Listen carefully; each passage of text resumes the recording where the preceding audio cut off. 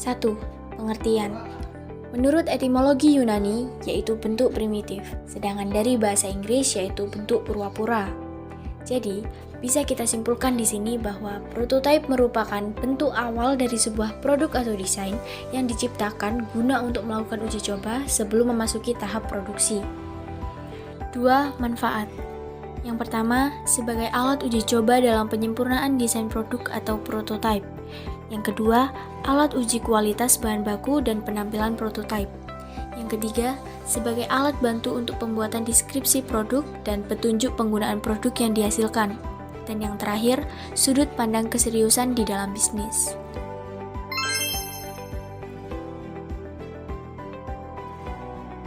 Tiga, fungsi. Yang pertama, validasi konsep.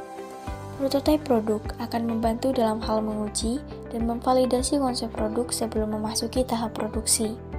Yang kedua, perbaikan desain. Ini akan memungkinkan pengembang untuk mengidentifikasi dan memperbaiki masalah desain sebelum produk masuk ke tahap produksi. Yang ketiga, pengujian fungsionalitas.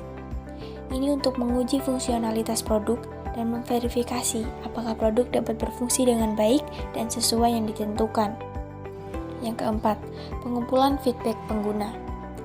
Ini digunakan untuk pengumpulan feedback dari pengguna potensial atau kelompok sasaran tertentu. Yang kelima, presentasi dan pemasaran. Ini digunakan untuk presentasi kepada klien, investor, atau mitra bisnis. Dan yang terakhir, penghematan biaya. Ini berperan dalam membantu pengembang dalam menguji, memvalidasi, dan memperbaiki desain dan fungsionalitas produk sebelum masuk ke tahap produksi massal.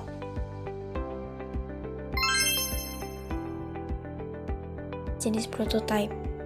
Yang pertama ada prototipe fisik. Ini adalah jenis prototipe produk yang paling umum, menggunakan kertas, karton, clay, atau menggunakan teknik pencetakan 3 dimensi. Jenis ini mampu membantu perusahaan untuk memvisualisasikan dan menguji aspek desain, ukuran, bentuk, dan fisik produk. Yang kedua, ada prototipe fungsional. Ini adalah jenis prototipe produk yang dirancang untuk menguji dan memverifikasi fungsi utama produk. Seringkali digunakan dalam pengembangan produk teknologi tingkat tinggi, seperti perangkat elektronik dan perangkat lunak. Yang ketiga, ada prototipe visual. Ini difokuskan pada aspek visual dan estetika produk, memperlihatkan tampilan dan penampilan produk. Yang keempat, ada prototipe digital. Di dalamnya mencakup desain 2 dimensi, desain 3 dimensi. Ini dapat berguna dalam industri desain grafis, desain produk, dan pengembangan perangkat lunak. Yang terakhir, prototipe konseptual. Ini adalah versi awal dari ide atau konsep produk yang masih dalam tahap pengembangan. Tujuannya untuk mengomunikasikan konsep dan gagasan dasar kepada tim pengembang investor atau klien prototipe. Ini bisa berbentuk sketsa dan rendering. Yang kelima, jenis yang kita pilih dalam membuat karya video animasi tentang prototipe ini adalah prototipe digital, yang dimana jenis ini fokus pada perangkat lunak dan alat desainnya menggunakan komputer, bisa disebut dengan desain secara digital. Kebaikan dan keburukan prototipe. Kebaikan prototipe ada 5, yaitu 1. Mampu memunculkan suatu skema komunikasi antara produsen dan klien. Yang kedua, pengembangan produk maupun sistem yang dipergunakan efisien serta hemat waktu. Yang ketiga, klien mampu melakukan kontribusi dengan aktif pada proses pengembangan sebuah produk. Yang keempat, dalam pencapaian produk, tentu saja di antara keinginan pengembang dan klien akan lebih mudah diimplementasikan.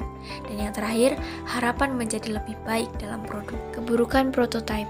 Yang pertama, klien bisa terlalu banyak ikut campur pada pengembangan yang berkaitan dengan kualitas produk. Yang kedua, memungkinkan terjadi sebuah potensi konflik maupun friksi di antara kemauan klien terhadap developer dengan memakai prototipe sebagai bahan acuannya. Dan yang ketiga, pengembang akan terlalu berpaku pada prototipe sehingga muncul sifat lalai yang menganggapnya sebagai sebuah produk jadi. Yang keempat, memerlukan banyak biaya dikarenakan memerlukan budget cukup besar guna pembuatan prototipe pada awal proyek.